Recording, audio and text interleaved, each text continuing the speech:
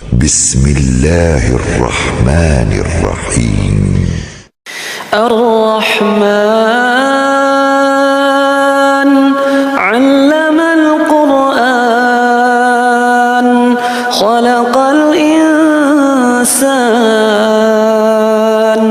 علمه البيان الشمس والقمر بحسبان والنجم والشجر يسجدان والسماء رفعها ووضع الميزان ألا تطغوا في الميزان وأقيموا الوزن بالقسط ولا تخسروا الميزان والأرض